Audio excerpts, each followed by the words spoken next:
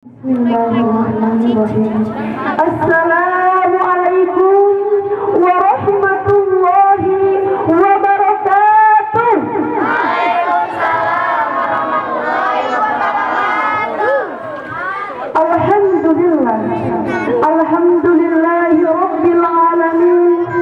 Salawatullahi wa salamuhu ala hadan nabiyil karim wa ala alihi wa ashabihi wa asba'ihi bi qulbi salim. Amma ba'd.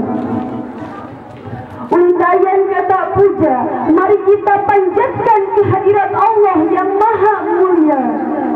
Segala puji yang akan selalu tercurah limpahkan kepada Sang Khalik yang maha memiliki alam semesta ini, yang karena taufik dan hidayahnya kita bisa berkumpul di tempat ini meski dalam suasana dingin angin malam yang merasuki raga kita.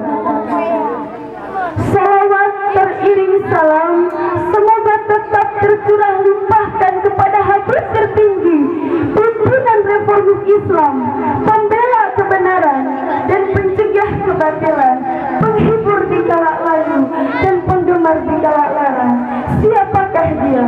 Laisa romaira mafi dangdutihi wa laisa arima fi kasetihi walakin nabiyana wa rasulana Kanjeng Nabi Muhammad Sallallahu alaihi wasallam.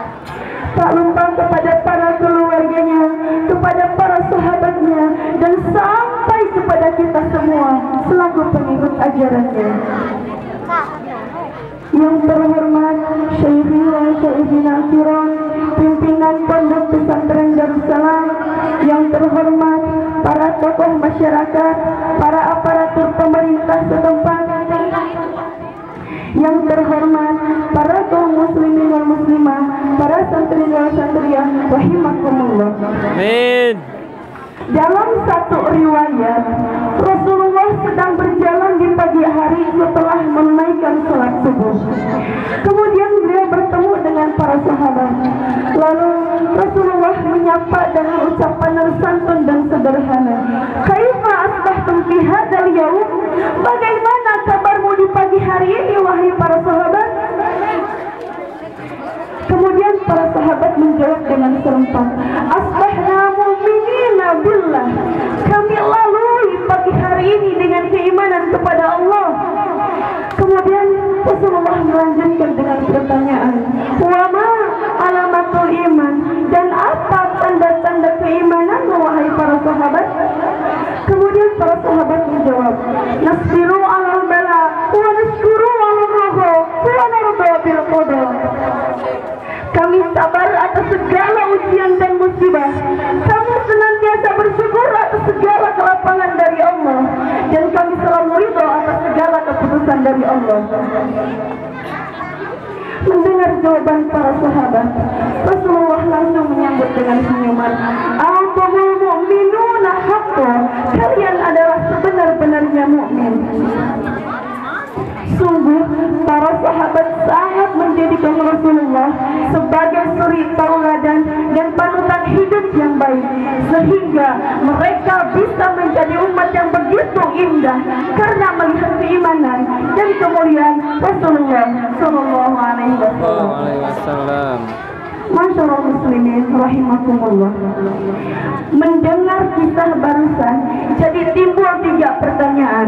Pertanyaan yang pertama, sudahkah kita sabar untuk menghadapi semua ujian dan musibah yang Allah berikan kepada kita?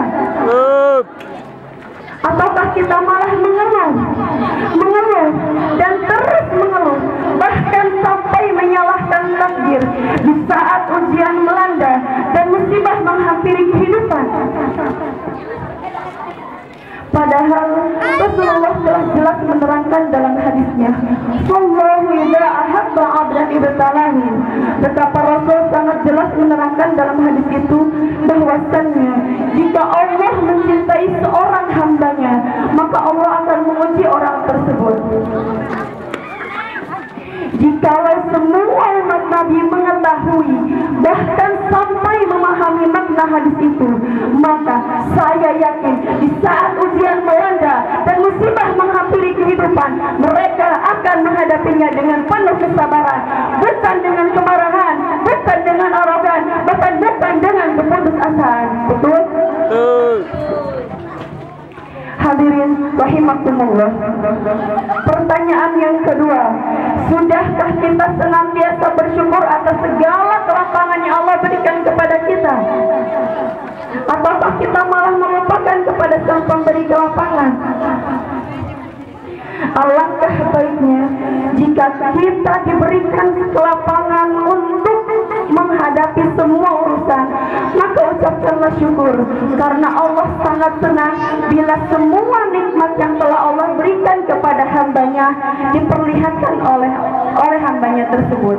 Karena hal tersebut merupakan suatu tanda syukur yang dimanifestasikan melalui perbuatan, seperti yang telah Allah terangkan dalam surah Ad-Duha ayat 11. A'udzu billahi minasyaitonir rajim.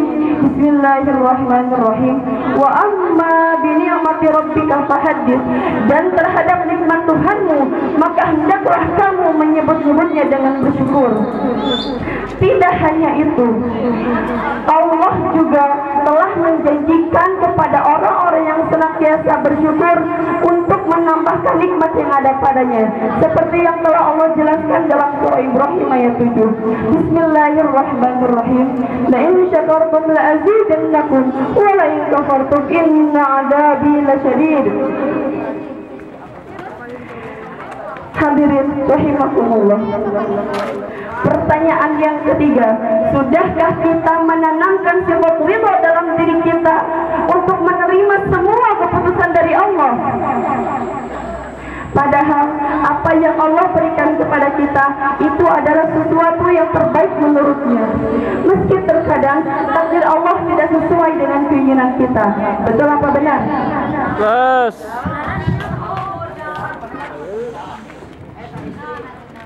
Sehingga ada suatu pepatah yang mengatakan, Allah tidak akan memberikan apa yang kita inginkan, tapi Allah akan memberikan apa yang kita butuhkan, karena Allah lebih mengetahui mana, apa, dan siapa yang terbaik untuk hambanya. Maka dari itu, berhusnudzonlah terhadap apa yang Allah berikan kepada kita, meski terkadang itu terasa pahit, tapi mungkin itulah yang benar-benar kita butuhkan. Hadirin rahimakumullah, dari uraian yang saya sampaikan dapat ditegaskan bahwa hidup akan terasa lebih indah jika kita telah menanamkan 3 sifat yang telah Rasul tanamkan kepada para sahabatnya, yaitu sabar, syukur, dan ridha. Semoga kita tetap terjaga iman dan Islam lewat tuntunan dan petunjuk Rasulullah SAW, sehingga kita dapat melalui hidup ini dengan sabar, syukur, dan ridha atas segala keputusan dari Allah. Akhir dawana alhamdulillah, wallahu muwaffiq ila aqwamit thoriq. Assalamualaikum warahmatullahi wabarakatuh.